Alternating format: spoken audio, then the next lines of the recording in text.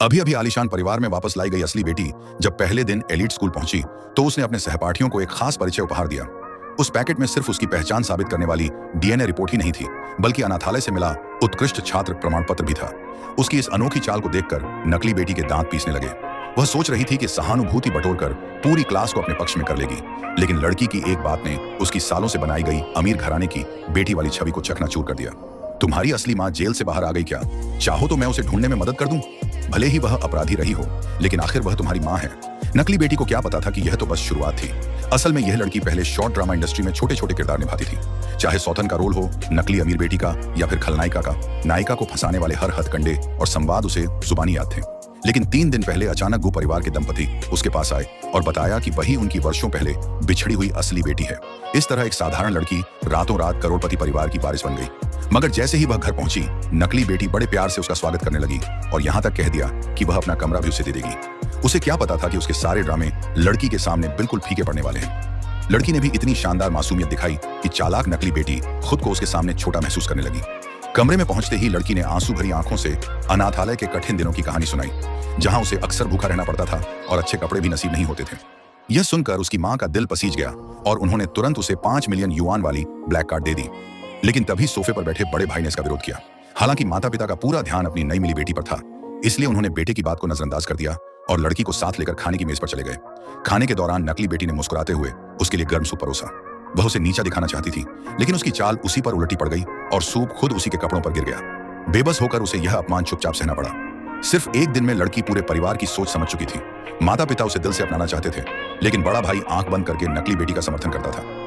उसे सच दिखाने के लिए लड़की ने तुरंत अपने पुराने परिचित निर्देशक वांग को फोन किया और अपनी योजना बताई। अगली सुबह वह एलीट स्कूल में पढ़ने पहुंची। जैसे ही उसने अपना सामान रखा, नकली बेटी अपने साथियों के साथ उसे घेर कर खड़ी हो गई। उन्होंने उसका मजाक उड़ाते हुए कहा कि वह सिर्फ गांव से आई हुई कोई दूर की रिश्तेदार है और उनका स्तर कभी नहीं छू सकती। लेकिन लड़की को पहले से पता था कि ऐसा ही होने वाला है। उसने आराम से अपनी अलमारी से मोटी फाइल निकाली। उसमें मौजूद डीएनए रिपोर्ट और उत्कृष्ट छात्र प्रमाण पत्र यह साबित करने के लिए काफी थे कि उसकी पहचान और चरित्र दोनों बेदाग हैं। यह देखकर नकली बेटी ने तुरंत नया नाटक शुरू कर दिया। वह रोते हुए बोली कि बच्ची बदलने की घटना के लिए उससे नफरत मत करो, क्योंकि उस समय तो वह खुद भी एक नवजात शिशु थी। लड़की मुस्कुराई। दीदी, मैं तुमसे नफरत क्यों करूंगी? बच्चों की अदला बदली तुम्हारी माँ ने की थी, वह गलत थी, लेकिन तुम तो निर्दोष हो। हमें तो एक ही मोर्चे के साथी होना चाहिए। लेकिन अगले ही पल लड़की ने बात घुमा दी। उसने बड़े अपनापन दिखाते हुए पूछा कि क्या उसकी असली माँ जेल से बाहर आ चुकी है। यह सुनते ही वहां मौजूद सभी छात्र हैरान रह गए। किसी ने भी नहीं सोचा था कि हमेशा ऊंची नजर से देखने वाली इस लड़की की असली माँ एक पूर्व अपराधी निकलेगी। चारों तरफ होने वाली फुसफुसाहट और तानों ने नकली बेटी को अंदर तक झकझोर दिया। उसके मन में लड़की के लिए नफरत भर गई। उसी रात घर लौटते ही उसने अपना नकाब उतार दिया।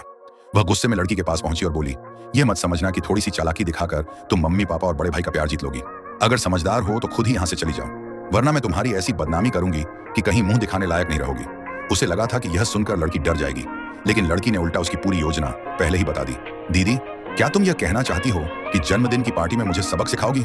नकली बेटी का चेहरा फक पड़ गया। तुम्हें कैसे पता? यह नामुमकिन है। अपने कमरे में लौटने के बाद लड़की ने फिर निर्देशक वांग को फोन किया। उसके निर्देश पर होटल में पहले ही कैमरे लगाए जा चुके थे, लेकिन पूरी तैयारी सुनिश्चित करने के लिए लड़की ने 50 और कैमरे लगाने को कहा, क्योंकि अगले दिन वह चाहती थी कि पूरे देश के लोग नकली बेटी का असली चेहरा देखें।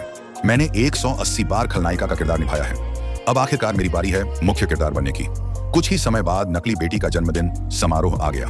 पार्टी में पिता ने बड़े गर्व से मेहमानों के सामने घोषणा की कि यह उनकी हाल ही में मिली असली बेटी है। लेकिन जैसे ही वह आगे कुछ और कहने वाले थे, बड़े भाई ने बीच में टोक दिया। उसने कहा कि आज नकली बेटी का जन्मदिन है और मेहमानों को मुख्य और गौण व्यक्ति में भ्रम नहीं होना चाहिए। लड़की ने नकली बेटी के चेहरे पर जमी हुई बनावटी मुस्कान देखी और समझ गई कि असली खेल अब शुरू होने वाला है। जैसा उसने सोचा था वैसा ही हुआ। दावत शुरू होते ही नकली बेटी हाथ में शराब का गिलास लेकर उसके पास आई। वह मीठी आवाज में बोली कि आगे से वे दोनों अच्छी बहनों की तरह रहेंगी। लेकिन जैसे ही लड़की ने गिलास पकड़ा, उसने जानबूझकर शराब उसके कपड़ों पर गिरा दी। फिर घबराने का नाटक करते हुए उसे कपड़े साफ करने के बहाने विश्राम कक्ष में ले गई। दरवाजा बंद होते ही उसका असली चेहरा सामने आ गया। उसने स्वीकार किया कि जिस दिन से लड़की इस घर में आई है, उसी दिन से वह उसे बर्बाद करने की योजना बना रही है। यह सुनकर लड़की ने चुपके से अपनी कलाई में छिपा उपकरण सक्रिय कर दिया। उसके संकेत मिलते ही लाइव प्रसारण शुरू हो गया। स्क्रीन पर टिप्पणियां तेजी से आने लगी। देश भर के दर्शक यह देखने लगे कि असली और नकली बेटी की इस लड़ाई में आखिर जीत किसकी होगी।